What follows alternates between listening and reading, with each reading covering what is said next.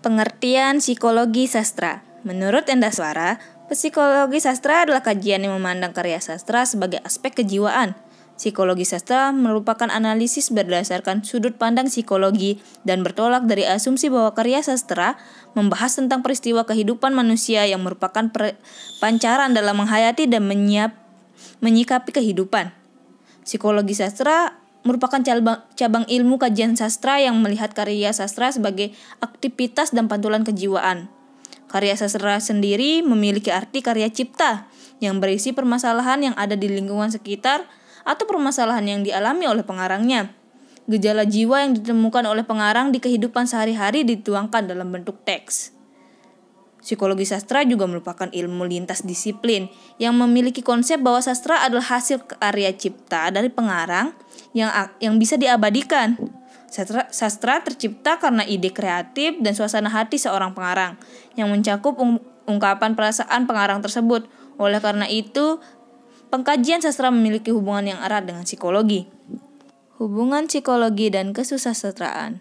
Kajian sastra yang bersifat interdisipliner telah mempertemukan ilmu sastra dengan berbagai cabang ilmu lainnya.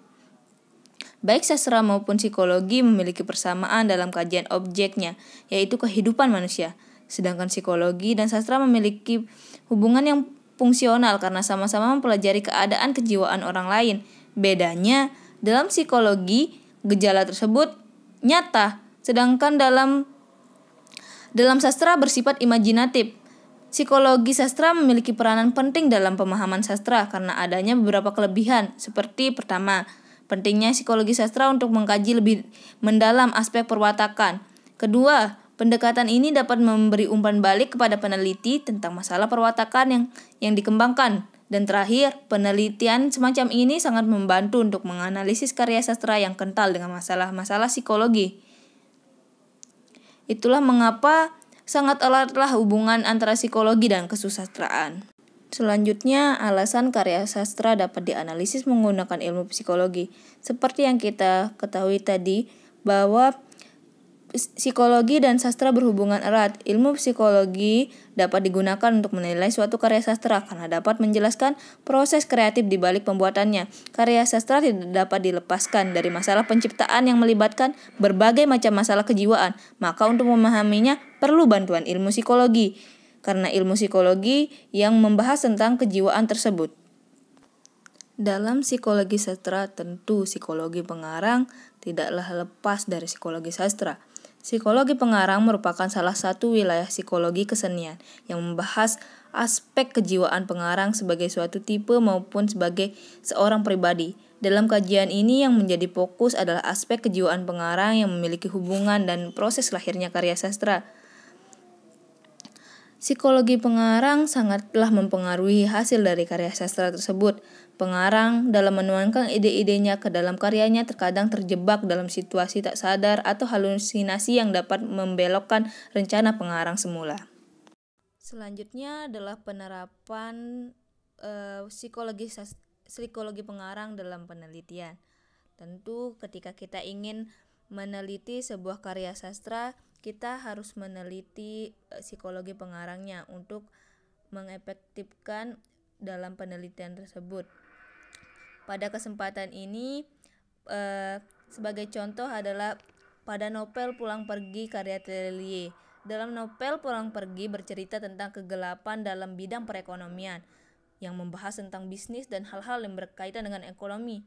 Hal ini sangat relevan dengan jiwa dari dari pengarangnya, yaitu Terelie, yang dimana Terelie merupakan seorang akuntan, seorang sarjana ekonomi, sehingga karangannya tersebut sangatlah relevan dengan kehidupan di dunia nyata gitu. Sehingga karya tersebut dia ambil dari pengalamannya sebagai seorang akuntan dan pengetahuannya tentang ekonomi. Selain psikologi pengarang, tentu psikologi pembaca sangatlah penting dalam penciptaan sebuah karya sastra, karena untuk yang akan menikmati karya sastra tersebut adalah pembaca, sehingga pengarang harus memperhatikan juga psikologi dari pembaca. Psikologi pembaca merupakan salah satu jenis kajian psikologi sastra yang memfokuskan pada pembaca yang ketika membaca dan menginterpretasikan karya sastra mengalami beberapa situasi kejiwaan yang menjadi objek kajian dalam psikologi. Pembaca adalah pembaca yang secara nyata dan membaca, menghayati dan menginterpretasikan karya sastra tersebut. Jadi selain psikologi pengarang, psikologi pembaca sangatlah penting untuk dikaji. Berikut merupakan bentuk penerapan psikologi pembaca dalam penelitian. Ketika kita jadi di sini saya menampilkan judulnya yaitu Laut Bercerita karya Leila Chidori. Novel ini berceritakan tentang kekejaman dan kebengisan yang dirasakan oleh kelompok aktivis mahasiswa di masa Orde Baru. Tidak hanya itu, novel ini pun merenungkan kembali akan hilangnya 13 aktivis. Bahkan sampai saat ini belum juga ada yang mendapat petunjuk. Novel ini dapat dikatakan berhasil karena mampu membuat para pembacanya menangis. Novel karya Leila Sasalika Chudori ini rilis pada tahun 2017. Ia mengangkat tema persahabatan, percintaan, keluarga, dan rasa kehilangan.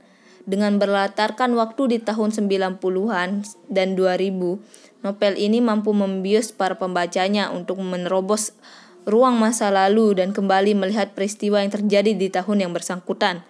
Dengan kata lain, novel setebal 394 halaman ini mengingatkan para pembaca akan era-era reformasi di tahun 1998 yang bernaas akan kepahitan dan kekejaman bagi para pembela rakyat.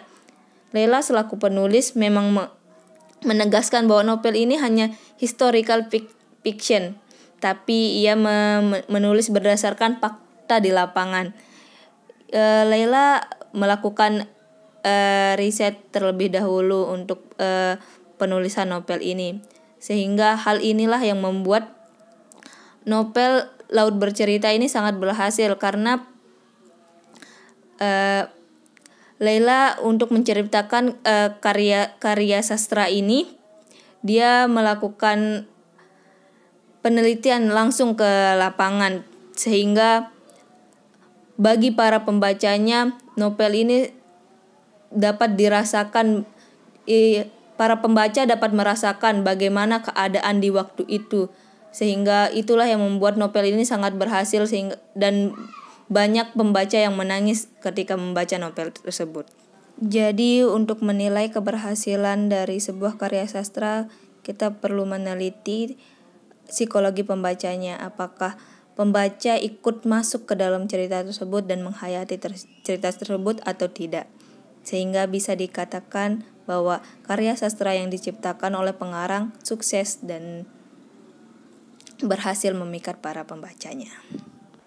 Dalam mengkaji karya sastra terdapat beberapa teori yang dikemukakan oleh para ahli dan biasanya digunakan adalah salah satu yaitu teori psikoanalisis Sigmund Freud. Jadi pada teori Sigmund Freud ini ada 3 inti pokok yaitu ID. ID adalah komponen dalam kepribadian yang telah ada sejak manusia lahir. Komponen kepribadian ini merupakan aspek kepribadian yang sepenuhnya sadar dan tergolong perilaku yang bersifat naluri dan primitif. Hal yang menggerakkan ID adalah nafsu, keinginan, serta kebutuhan. Jadi ID ini seperti rasa lapar yang dirasakan oleh bayi yang kemudian refleks ia menangis. Kemudian ada ego. Ego adalah perkembangan lebih jauh dari ID. Dengan adanya ego, keinginan yang muncul bisa terpenuhi lewat cara yang bisa diterima di dunia nyata. Fungsi ego ini adalah pada posisi pikir sadar, prasadar, dan bawah sadar. Artinya elemen ini sangat penting untuk menghadapi dunia nyata. Jadi ego ini merupakan realisasi dari ID tersebut. Kemudian ada superego. Superego yaitu komponen terakhir dari karakter manusia adalah superego. Menurut penemu teori psikoanalisis asal Jerman ini, superego muncul sejak usia sekitar 5 tahun. Akar dari superego ini adalah nilai moral dan orang tua dan lingkungan sekitar. Ini adalah cara manusia berpikir mana yang salah dan benar.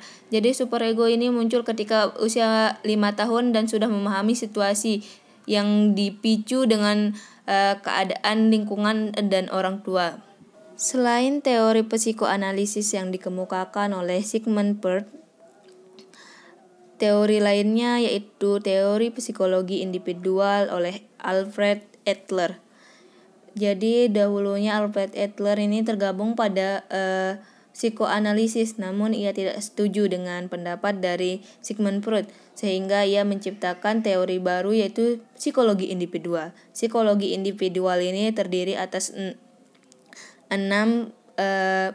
teori pokok, yaitu pertama, rasa rendah diri. Perasaan rendah diri ini timbul akibat mental psikologi seseorang terancam karena faktor lingkungan dengan masyarakat yang tidak dapat menerima kondisi seorang yang berbeda, seperti contohnya orang bisu gitu. Jadi orang tidak dapat sehingga dia merasa rendah diri, sehingga ia menutup dirinya dari lingkungannya.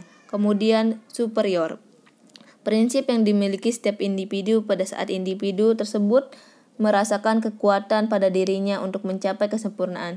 Jadi superior ini muncul dikarenakan rasa yang amat besar yang ada dalam diri seseorang untuk mencapai tujuannya tersebut, yang kemudian ia akan berusaha sekuat mungkin untuk mencapai tujuan tersebut. Selanjutnya ada gaya hidup. Gaya hidup yaitu perilaku hidup manusia yang berubah dari biasanya untuk mencapai hal yang diinginkan. Jadi untuk gaya hidup tersebut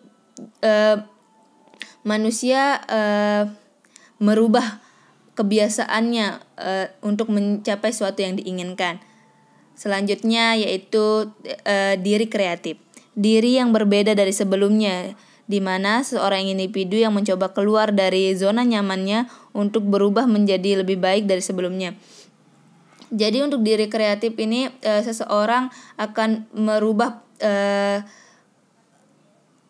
pola pikirnya atau keadaannya saat itu untuk menjadi sesuatu yang lebih baik, sehingga dia menciptakan hal-hal baru, merubah kebiasaan-kebiasaan lama.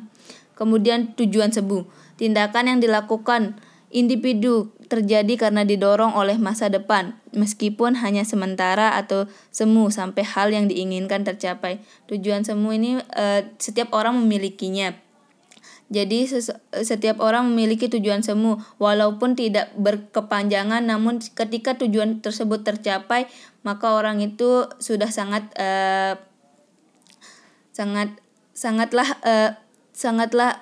bangga dengan dirinya. Selanjutnya minat sosial.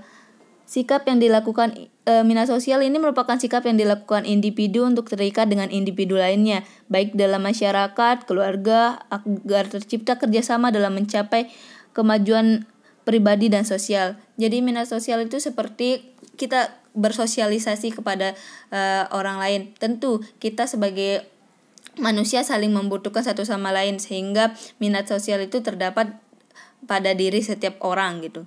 Itulah yang dikemukakan oleh Alfred Adler. Baginya dalam diri seseorang itu terdapat rasa rendah diri, superior, gaya hidup, diri yang kreatif, tujuan semu, serta minat sosial.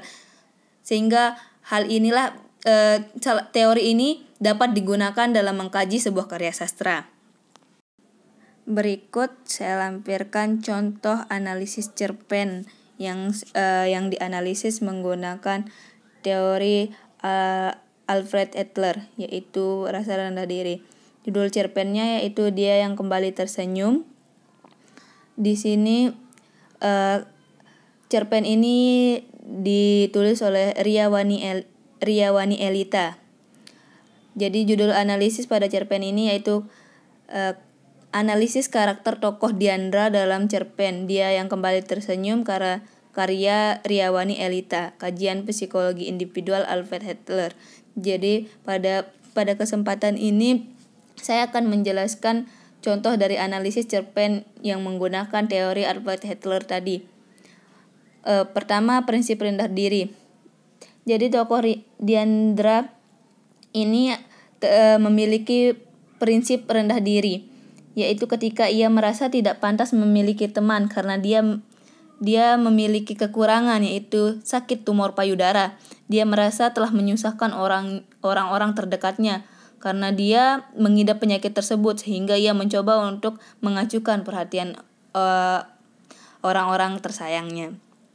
Kemudian prinsip superioritas. Prinsip superioritas tokoh Diandra yaitu ketika ia mencoba bertahan melawan penyakit yang dideritanya demi orang-orang yang menyayanginya. Makan yang sebelumnya tidak teratur kini menjadi teratur dan bertambah nafsu makannya. Ia berjuang untuk bertahan hidup dari penyakit yang mematikan itu, meskipun ia tahu bahwa penyakit tumor payudara tersebut membuat usianya tidaklah lama, tapi jiwa superioritas itu muncul begitu saja dari dalam dirinya.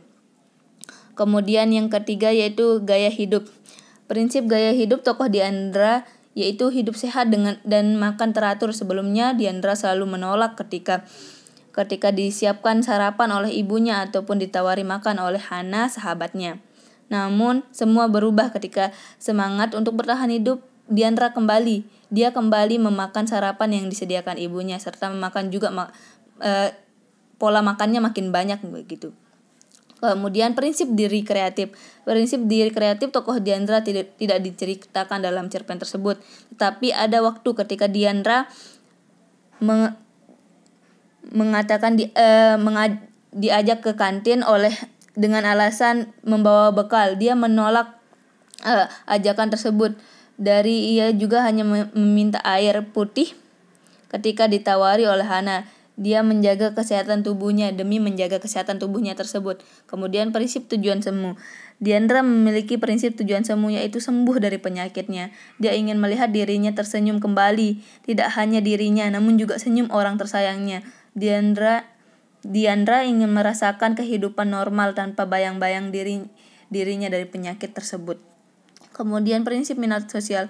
Diandra memiliki jiwa sosial yang kuat dan sangatlah berkawan. Akan tetapi sejak mengidap penyakit tumor payudara seringkali Diandra menjauhi teman-temannya.